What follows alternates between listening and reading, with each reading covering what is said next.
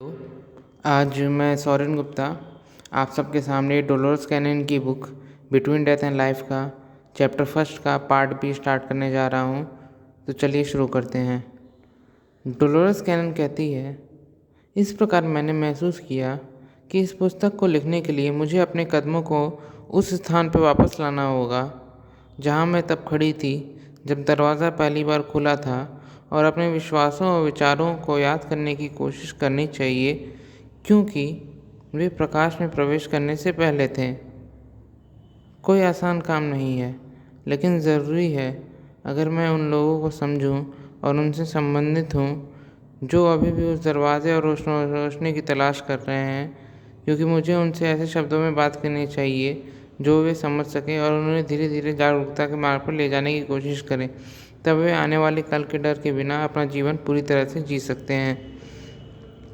Dolorous cannon यहाँ पे ये समझाती है कि जब पिछली कड़ी में हमने जाना था कि जब एक औरत ने उससे बात की थी जिसने कहा था कि मैं एनलाइटेंड हूँ, और डोलोरस कैनन ने बताया था कि वो मरने के बाद कहाँ गई थी।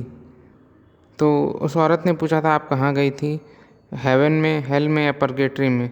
तो डोलोरस कैनन यहाँ समझाती है कि जब मैं शुरू में इस नॉलेज मतलब प्रकाश में गई थी, यानी इस नॉलेज के जो मरने के बाद की दुनिया है उसकी नॉलेज के बारे में जानी थी, उसकी उस जानकारी के बारे में जानी थी, तो वैसे वो लोग भी हैं जो पहली बार जानेंगे। ये कोई आसान काम नहीं है, लेकिन ज़रूरी है। तो इसलिए मैं अगर उन लोगों को समझने के लिए और उनसे जुड़ी हुई हूँ, तो उन लोगों को मतलब जो अभी उस रोशनी की तलाश कर रहे हैं, यानी मृत्यु के बाद की दुनिया के जीवन के बारे में जानना चाहते हैं, तो उनके लिए धीरे धीरे मैं जानकारी देती रहूं। आगे बढ़ते हैं। बहुत से लोगों के लिए मृत्यु शब्द इतना निषेधात्मक, इतना अंतिम, इतना निराशाजनक लगता है। रहस्य और भ्रम का एक काला शून्य, क्योंकि यह भौतिक दुनिया से एक कटाव का प्रतिनिधित्व करता है, जो एकमात्र जगह है जिसे वे निश्चित रूप से जानते हैं। जीवन में कई चीज़ों की तरह मृत्यु अज्ञात है, रहस्य, लोक कथाओं और अंधविश्वास में डूबी हुई है और इस प्रकार डरने योग्य है। फिर भी यह कुछ ऐसा है जिसे हम जानते हैं कि हर किसी को अंततः अनुभव करना चाहिए। इससे कोई फ़र्क नहीं पड़ता कि हम इसे अपने दिमाग में पीछे कितना धकेलना चाहते हैं और इसके बारे में नहीं सोचते हैं। हम जानते हैं कि ये शरीर केवल नश्वर है और इसे किसी दिन समाप्त हो जाएगा। फिर क्या होता है? क्या जिस व्यक्तित्व को हम अपना समझते हैं वह भी भौतिक खोल के साथ नष्ट हो जाएगा?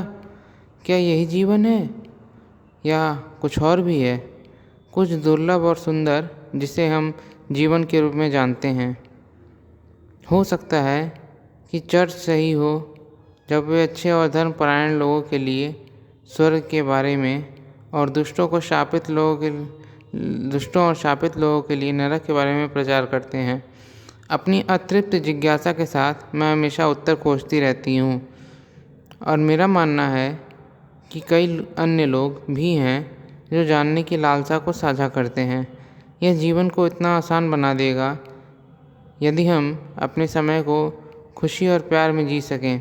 इस बात से ना डरें कि अंत क्या है। जब मैंने पहली बार अपनी प्रतिगमन अनुसंधान शुरू की तो मुझे नहीं पता था कि मुझे इनमें से किसी भी प्रश्न का उत्तर मिलेगा। इतिहास के प्रति उत्साही होने के नाते मुझे ज़्यादातर समय के माध्यम से वापस जाने और विभिन्न युगों में लोगों से बात करने में मज़ा आता था। मैंने इतिहास को फिर से जीने का आनंद लिया, जैसे कि इसे बनाया जा रहा था और जैसे कि यह उनकी आँखों के माध्यम से देखा गया था, क्योंकि उन्हें अपने अन्य जीवन याद थे। मैं इन ऐतिहासिक अवधियों के उनके संस्करणों के बारे में किताबें लिखना चाहती थी, क्योंकि प्रत्येक गहरी समाधि में अनजाने में दूसरों की कहानियों की पुष्टि की। ऐसे पैटर्न हैं जिनकी मुझे उम्मीद नहीं थी, लेकिन फिर कुछ अप्रत्याशित हुआ जिसने मेरे लिए खोज करने के लिए एक पूरी नई दुनिया खोल दी।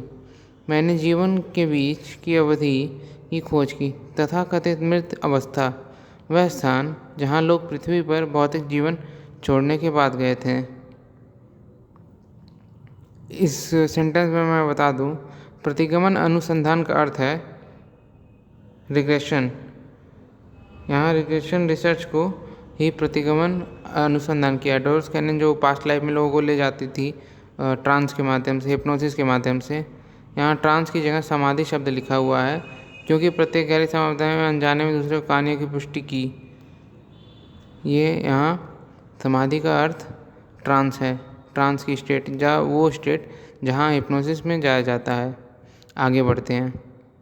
मुझे अभी भी पहली बार याद है यह जब मैंने दरवाजे की ठोकर खाई और मृतकों से बात की। यह पिछले जीवन के प्रतिगमन के दौरान था और जब विषय मुझ पर मर गया तो यह इतनी जल्दी और अनायास हुआ कि मैं चौकन्ना हो गई। मुझे पूरी जानकारी नहीं थी कि क्या हुआ है। मुझे नहीं पता था कि अगर किसी को मौत के अनुभव से गुजरना पड़े तो मुझे क्या उम्मीद होगी। लेकिन जैसा कि मैंने कहा, यह इतनी जल्दी हुआ कि इसे रोकने का समय नहीं था। वह व्यक्ति नीचे अपने शरीर को देख रहा था और कह रहा था कि वे किसी अन्य लाश की तरह ही दिख रहे हैं।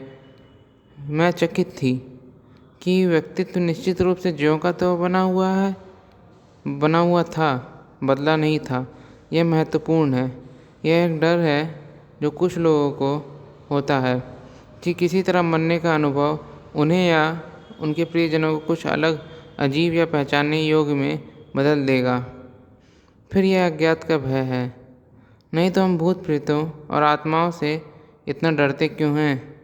हमें लगता है कि किसी तरह पार करने की प्रक्रिया उन्हें उस प्रिय व्यक्ति से बदल देगी जिसे हम जानते थे कि वह कुछ दुष्ट और भयावह है। लेकिन मैंने पाया कि व्यक्तित्व वही रहता है। हालांकि कुछ अवसरों पर यह क्षणिक भ्रम का अनुभव करता है, फिर भी यह मूल रूप से वही व्यक्ति होता है। जब मैंने किसी के मरने के बाद उसके साथ बातें करने के अपने सदमे और आश्चर्य पर काबू पाया तो मेरी जिज्ञासा बढ़ गई और मैं उन सवालों से भर गई जिनके बारे में मैं हमेशा सोचती थी। उस समय से आगे हर बार मुझे एक ऐसा विषय मिला जो इस प्रकार के शोध के लिए आवश्यक सम्मोहन की गहरी अवस्थाओं में जा सकता था। यहाँ मैं बता दूँ, विषय का अर्थ है सब्जेक्ट। सब्जेक्ट का मतलब पर्सन, जिस पर्सन को रिक्वेस्ट किया गया है। मैंने कुछ ऐसे ही प्रश्न पूछने का अभ्यास किया। ऐसा प्रतीत होता है कि धार्मिक विश्वासों या उसके अभाव का उनके द्वारा रिपोर्ट की गई बातों पर कोई प्रभाव नहीं पड़ा। उनके उत्तर मूल रूप से हर बार समान थे, एक जैसे थे। हालांकि अलग अलग शब्दों में वे सभी एक ही बात को कह रहे थे, अपने आप में एक घटना। यहाँ ये कड़ी समाप्त हुई।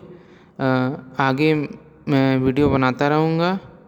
आपका सुनने के लिए और देखने के लिए धन्यवाद। नमस्ते।